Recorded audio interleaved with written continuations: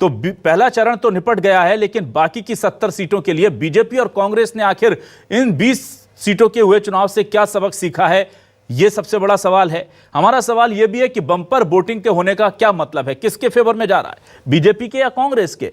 यह भी महत्वपूर्ण सवाल हो जाता है। एक और महत्वपूर्ण घटनाक्रम यह होता है कि कल शाम को जैसे ही वोटिंग खत्म हुई, खुद सीएम भूपेश बघेल ने सीआरपीएफ के जवानों पर ट्वीट करते हुए यह कहा है, आरोप लगाए हैं कि वो किसी दबाव में कई लोगों को मतदान करने से रोक रहे हैं। इसके लिए बाकायदा कांग्रेस ने आज एक प्रेस कॉन्फ्रेंस कर बड़ा गंभीर आरोप लगाया है कि सीआरपीएफ के जवानों ने कुछ जगह पर कई वोटर्स को 2:30 बजे यानी कि आधे घंटे पहले भी वोटिंग करने से रोक दिया है। और अब जो महत्वपूर्ण सवाल होता है वो ये कि क्या इन 20 सीटों के ट्रेंड को देखते हुए 70 सीटों पर जीतने की चुनावी रणनीति बीजेपी और कांग्रेस बना पाएंगी? क्या वो फॉर्मूला मिल गया है जिससे वो 70 सीटों के वोटर्स को अपनी तरफ ला पाएंगी? इसी पर करेंगे आज आपकी बात। और आपकी बात में हमारे साथ कुछ खास मेहमान जुड़ेंगे। हम उन मेहमानों का सीधे मैं आपका तारुफ करा देता हूं। मेरे साथ आज नितिन भंसाली जी जुड़ रहे हैं, बहुत बहुत स्वागत करूंगा नितिन भंसाली जी आपका मैं।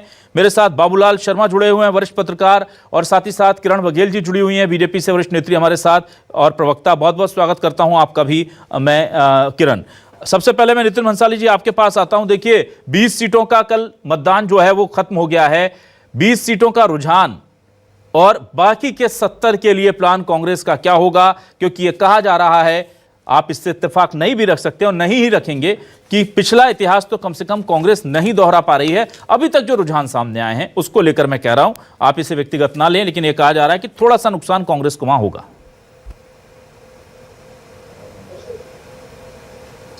हम हमारे 5 वर्षों के लोक कल्याणकारी काम को लेकर, सरकार की योजनाओं को लेकर आम जनता के बीच हैं।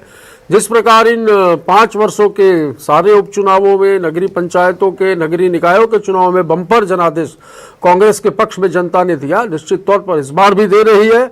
बस्तर और इन 20 सीटों पर जो नक्सल प्रभावित क्षेत्र है, इन सीटों पर जो मतदान हुआ, आप खुद कह रहे हैं कि बम्पर मतदान हुआ, तो गोली पर मतपत्र की जीत है। ये एक विश्वास की जीत है।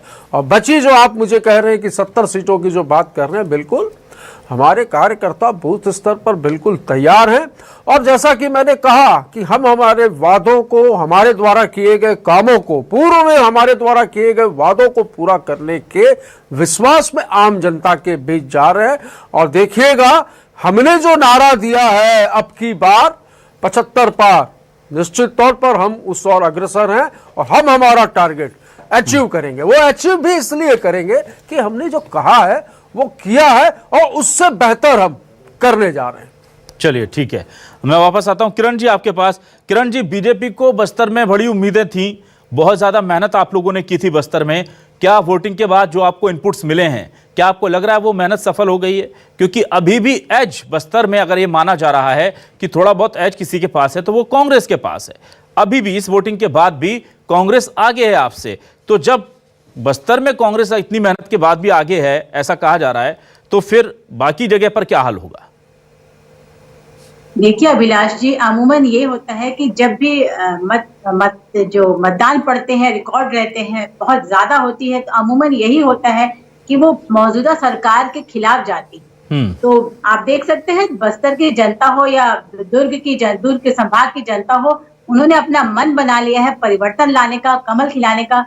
जनता ने देख लिया है 15 साल की विकास की गाथा रचने वाली भाजपा की सरकार बनाम भ्रष्टाचार और घोटालेबाज ये कांग्रेस की सरकार, दोनों को तुलनात्मक अध्ययन करके छत्तीसगढ़ की जनता बहुत समझदार है और भोली भाली है, मगर बहुत समझदार है। वो फर्क कर सकती है कि 4 साल में छत्तीसगढ़ की जनता को लूटने का काम किया है इस सरकार ने, छलावे का काम किया है, लोक लुभावन घोषणा पत्र लाकर उनके सपनों को, युवाओं के सपनों को तोड़ने का काम किया है, महिलाओं से शराबबंदी का वादा करके छलने का काम किया है। तो जनता ने कमर कस लिया है कि इस बार मतदान के बाद परिवर्तन लाना है, कमल खिलाना है और भाजपा की सरकार को पुनः छत्तीसगढ़ में स्थापित करना है। ठीक है, मैं आता हूं बाबूलाल शर्मा जी के पास। बाबूलाल शर्मा जी, आपसे जानना चाहता हूं, पहले चरण के चुनाव से क्या सबक सीखेंगी कांग्रेस और बीजेपी, और क्या बाकी के 70 सीटों पर कौन से मुद्दे चलेंगे, किन चीजों पर ज्यादा फोकस करना है, वोटर्स से क्या नहीं कहना है, वो मुद्दे काम नहीं कर रहे हैं, ये सब छोटे छोटे इंस्ट्रूमेंट जो हैं, जो छोटे छोटे टूल्स हैं, ये काम आने जा रहे हैं। जो भी इसको अच्छे से पढ़ लेगा, अच्छे से इस पर काम कर लेगा। अभिलाष, अभी तक जो देखा जा रहा था ट्रेंड कई चुनाव में मैंने देखा है जी, जब सरकार को बदलने का मन होता था तो काफी मत जो है प्रतिशत बढ़ जाता था, बहुत तेजी से बढ़ता था जी। इस बार ऐसा कुछ देखने में नहीं आया। इसीलिए मैंने कल डिबेट में कई जगह पे इस बात को कहा है कि मुझे इस वोटिंग में जो है सरकार के खिलाफ एंटी इनकम्बेंसी इन 20 सीटों के मतदाताओं में नहीं दिखी। बहुत कम, बहुत स्थिति दूसरी थी। तो अगर ऐसा होता, अगर सरकार को हटाना होता या सरकार से बहुत नाराजगी होती तो बहुत बड़ी संख्या में जो है वोटिंग होती और परसेंटेज बढ़ता पहले से।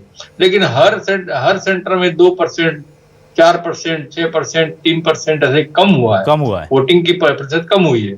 तो इससे ये लगता है कि एंटी इनकम्बेंसी में उतना ज्यादा प्रभाव नहीं दिख रहा है। अब सवाल आता है कि जो 70 सीट बची हुई है उस पर प्रभाव डालना है। इसलिए डॉक्टर रमन सिंह ने भी कहा है कि कांग्रेस का सुपड़ा साफ हो गया है 20 सीटों पे। और भूपेश बघेल ने भी कहा है कि हम सरकार बनाने की द्वार से आगे बढ़ चुके हैं और हमने वहां अच्छी सीटें जीत ली हैं। तो ये जो है 70 सीटों पर प्रभाव डाले ताकि लोगों को, मतदाताओं को ये महसूस हो कि इन 20 सीटों में पिछली बार जो है कांग्रेस को अच्छे मत मिले थे तो हम कांग्रेस को मत देकर सरकार बना दें। पिछली बार जो ट्रेंड था वो ऐसे ही था, पहली बार में ऐसी हंगामा मचा दिया जाएगा, कांग्रेस बहुत आगे जा रही है, कांग्रेस बहुत आगे जा रही है। तो वो हवा चला करके जो है मतदाताओं के ऊपर प्रभाव पड़े, इस बात का प्रयास दोनों दलों ने किया है। कल मुख्यमंत्री और पूर्व मुख्यमंत्री दोनों ने इस बात को कहा है। अब इसका प्रभाव पड़ेगा नहीं पड़ेगा वो तो बाद की बात है, लेकिन जो स्थिति दिख रही है उसमें जो है योजनाओं का जो इन्होंने जखीरा लाया है दोनों पार्टियों ने, जो घोषणा पत्रों के माध्यम से, उसमें एक व्यक्ति के रूप में मोदी ने अपनी गारंटी दी है, अपने गारंटी दी है, क्योंकि राज्य सरकार के अंदर उनकी कोई भूमिका नहीं है, लेकिन उन्होंने गारंटी दी है राज्य के लिए। तो उस पर कितना विश्वास जनता करती है, विश्वास का संकट होगा। तो ये स्थिति है, विश्वास के संकट से दोनों पार्टियां जूझेंगी। इधर इन्होंने कहा है हम 3200 में लेंगे, उन्होंने कहा 3100 में देंगे, हम 21 क्विंटल खरीदेंगे, हम 20 क्विंटल खरीदेंगे। सबसे बड़ा ब्रह्मास्त्र जो है वो कांग्रेस के पास है, कर्जा माफ फिर करेंगे। उसका असर जो है किसानों पर पड़ेगा, ये तो पक्का मुझे भी लग रहा है कि किसान इस बात को सोचेगा कि 3200 में खरीदेगा धान और हमारा कर्जा। लेकिन बाबूलाल शर्मा जी देखिए, रमन सिंह ने कल प्रेस कॉन्फ्रेंस की और उन्होंने कहा कि हमारी जो योजना जिसमें महिलाओं को 1000 रुपए देने का हमने वादा किया है वो बहुत जबरदस्त इंपैक्ट यहाँ पर दे रही है।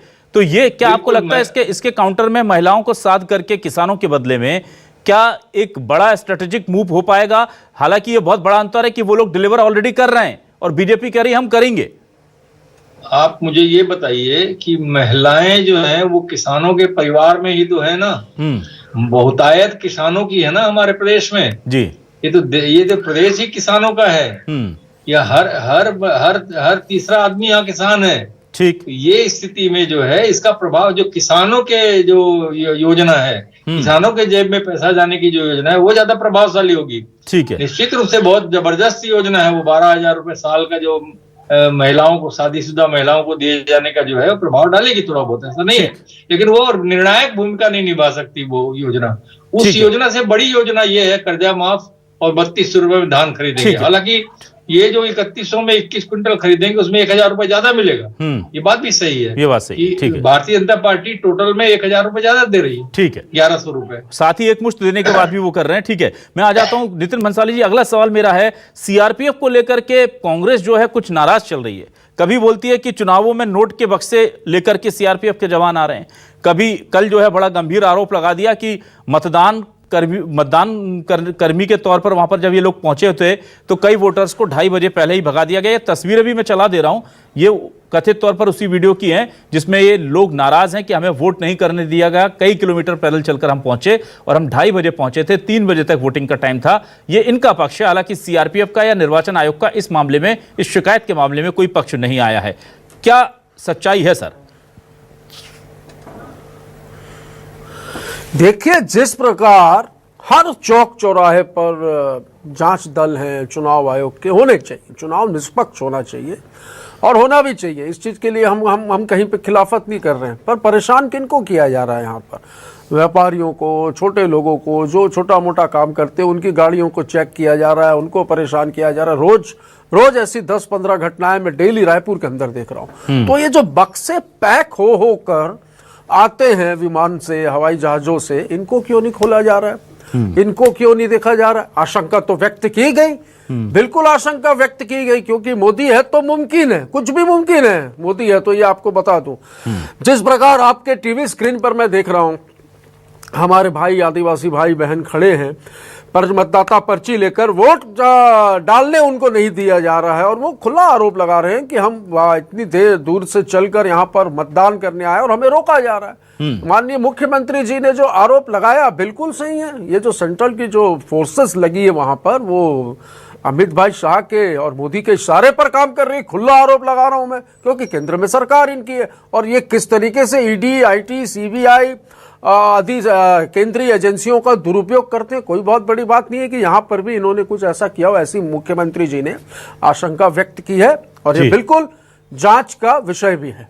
ठीक है किरण जी, बड़ा गंभीर आरोप लग रहा है। देखिए, केंद्रीय एजेंसियों के दुरुपयोग का आरोप तो आप पर लगता रहा है, ईडी, आईटी, सीबीआई, लेकिन अब ये सीआरपीएफ जैसे सैन्य सुरक्षा बल, हमारे अर्धसैनिक सुरक्षा बल जब आ जाते हैं, तो कहीं आपको लगता नहीं कि भरोसा आम जनता का, चाहे वो विपक्ष ही क्यों ना हो, इन संवैधानिक संस्थाओं में और इन सुरक्षा बलों में बनाए रखना ये केंद्र की भी जिम्मेदारी है? अगर वो कह रहे हैं कि आपको जांच करनी चाहिए, तो जांच करवा क्यों नहीं लेते चुनाव आयोग, निर्वाचन आयोग की, या फिर केंद्र जो है वो खुद कह दे कि ठीक है भाई, इन पर्टिकुलर पॉइंट्स पर हम जांच करवा देते हैं, कांग्रेस को तसल्ली हो जाए। ताकि भरोसा सिर्फ ऐसा नहीं है कि बीजेपी से या केंद्र से टूट रहा है, यहां सुरक्षा बलों की प्रतिष्ठा और उनके सम्मान का सवाल है। अभिलाष जी, आपने कहावत सुनी होगी, खिसियाई बिल्ली खंबा नोचे। यही हाल कांग्रेस के नेताओं का है। जब इन्हें अपनी सत्ता खसकती नजर आ रही है, खास तौर से बस्तर से जब इनका सुपड़ा साफ होता नजर आ रहा है, तो ये उल जुलूल बयान दे रहे हैं और उल जुलूल आरोप लगा रहे हैं। सत्ता आपकी, सरकार आपकी, अधिकारी आपके, आप दोष मढ़ रहे हैं सीआरपीएफ पे।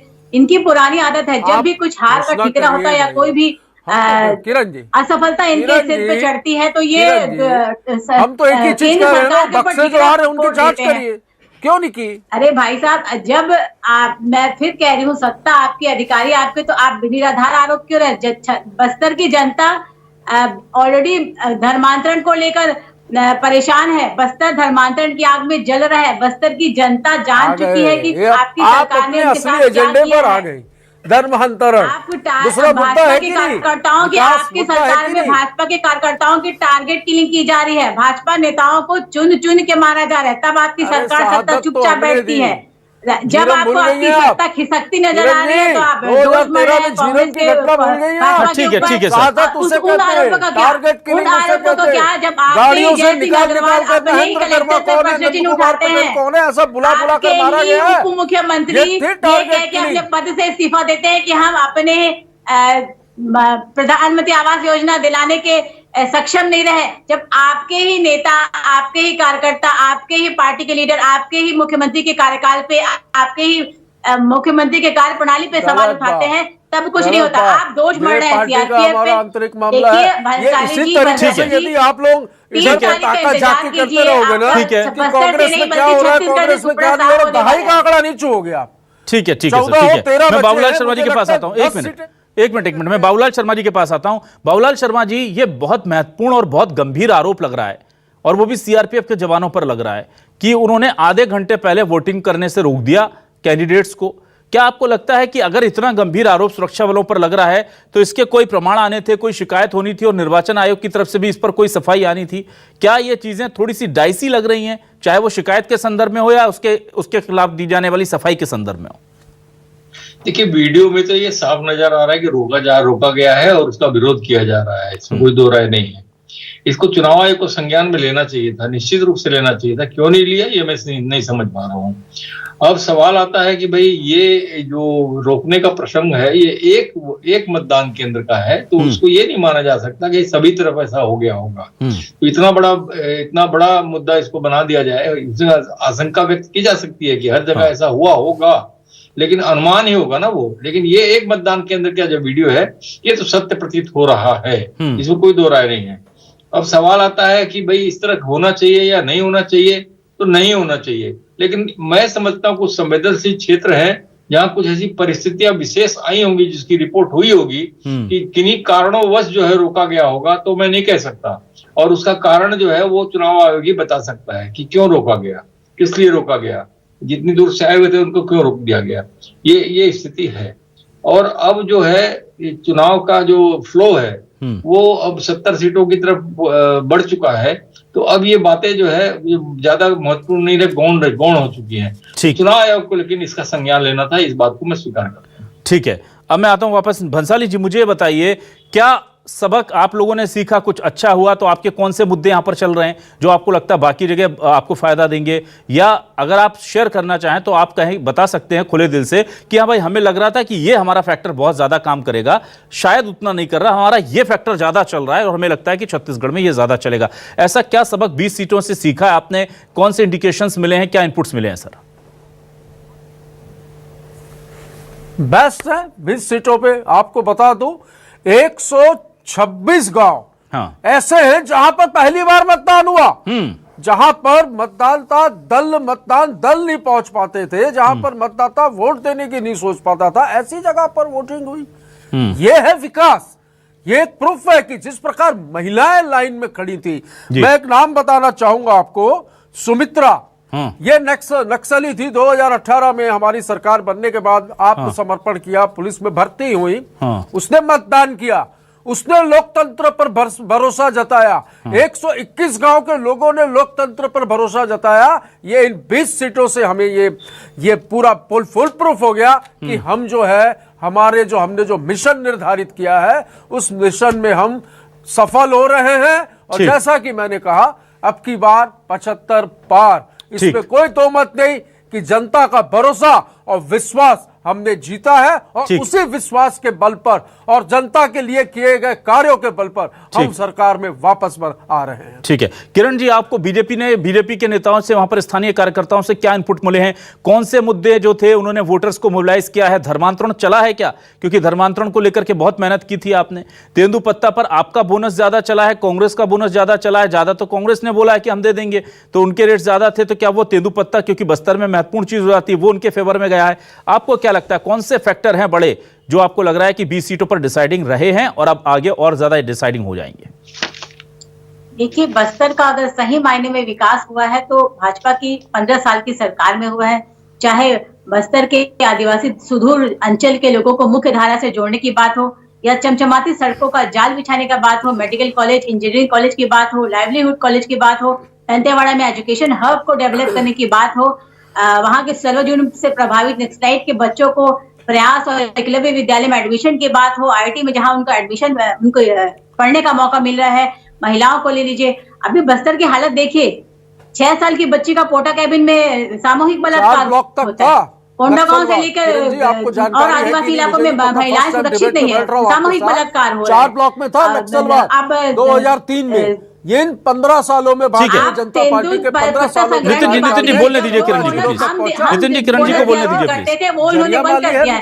102, 101 महतारी एक्सप्रेस वो भी इन्होंने बंद कर दिया है। तो भाई आपने विकास किया कहाँ है बस्तर में? बस्तर में तो सिर्फ धर्मांतरण हुआ है। वहाँ के स्वयं के आईजी डीआईजी पत्र लिखने को बाध्य हो जा रहे हैं मुख्यमंत्री जी से कि आप धर्मांतरण का संज्ञान लीजिए। आप देखिए वहाँ भाजपा के नेताओं से बौखलाए डरी हुई सरकार टारगेट किलिंग पे उतारू हो गई है। वहाँ पे नारायणपुर की घटना ले लीजिए, जिस वर्ग पे हमले किए जाते हैं उनको ही जेल में टारगेट किलिंग पे बड़ा दुख होता है हमें। और जो अल्पसंख्यक समुदाय के साथ आपके मुख्यमंत्री लेकिन टारगेट किलिंग तो जीरो में थी, जैसा कि मैंने बताया कि गाड़ियों से नाम ठीक है बाबूलाल शर्मा जी के पास आते हैं। राजनीति करती है, तुष्टिकरण की राजनीति करती है। ठीक है बाबूलाल शर्मा जी, जैसा कि आप बता रहे थे कि देखिए वोटिंग परसेंटेज ओवरऑल भी शायद 2-3-4% कम ही रह गया जो पिछली दफे। लेकिन ये कहा जाता है कि जब एंटी इनकम्बेंसी बढ़ जाती है और बदलाव लाना चाहता है वोटर, तब वो घरों से बहुत तेजी से बाहर निकलता है। इस बार भी लगभग उतना निकला है, उससे थोड़ा सा कम निकला है। ये क्यों जाए बीजेपी या कांग्रेस के फेवर में, मुझे ये बताइए। दूसरा, क्या कांग्रेस को इसका फायदा मिलेगा कि 300 बंद पड़े स्कूल चालू कर दिए, 126 गांव में पहली बार वोटिंग हो रही है, जो मैसेज उन्होंने कन्वे किया है? और अगर इतना सब कुछ है तो फिर वोट परसेंटेज कम क्यों है? पिछली बार की तुलना में? देखिए,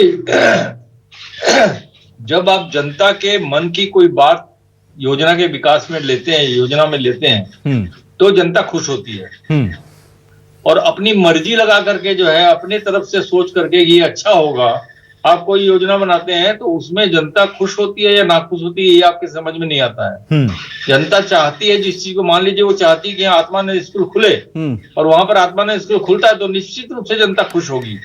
लेकिन जनता अगर चाहती है कि जो स्कूल चल रहा है उसी को, स्कूल को अच्छा बना दिया जाए, आत्मानंद स्कूल न बनाया जाए, हिंदी मीडियम ही रहने दिया जाए, लेकिन अच्छा बना दिया जाए, और आप जबरदस्ती वहां पर आत्मानंद स्कूल बनाते हैं या बड़ा परिसर बनाते हैं, या जो शिक्षक नहीं दे पाते परिसर बड़ा कर देते हैं, तो फिर जनता नाराज होती है। तो इसलिए जो है बहुत ज्यादा जो है योजनाओं का असर उस चीज पे पड़ता है जो योजना सीधे किसी के पेट की भूख को शांत करती है। मैं जो समझता हूं, मैं सिर्फ इतना ही समझता हूं कि इस वक्त स्थिति यह है, गरीबों की संख्या बढ़ी हुई है और निश्चित रूप से जो पेट की भूख को समाप्त करने वाली बात करेगा, चाहे सरकार भाजपा की पार्टी करे चाहे कांग्रेस की पार्टी करे, और जेब में पैसा देने की बात करेगा, उसकी उपयोगिता बढ़ेगी। जहां तक सवाल है परसेंटेज कम बेसी होने का, निश्चित रूप से जो है मैंने जो पहले मीमांसा की थी कम होने की, मैंने जो रिएक्शन बताया था वो मुझे दिखाई दे रहा है।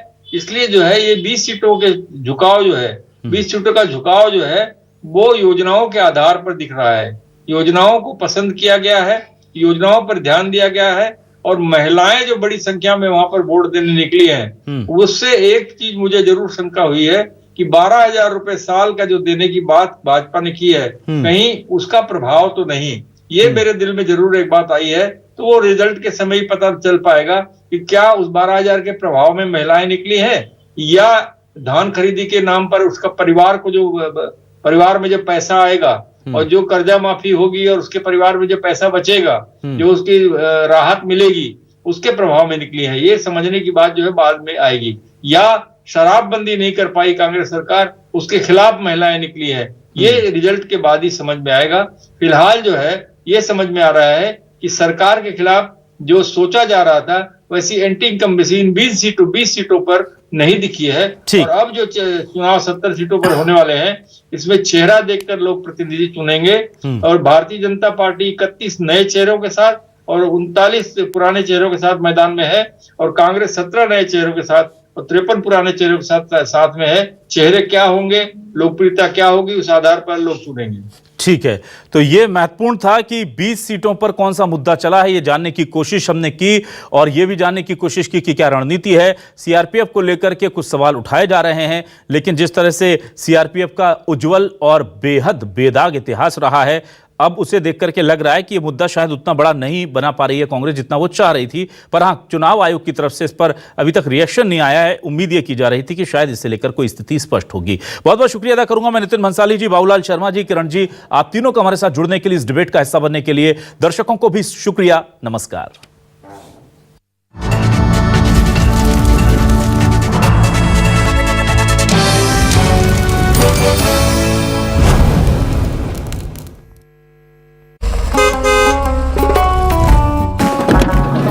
भैया शिवरी नारायण जावत अपन घूमे बर, घर ला देखे रही बे।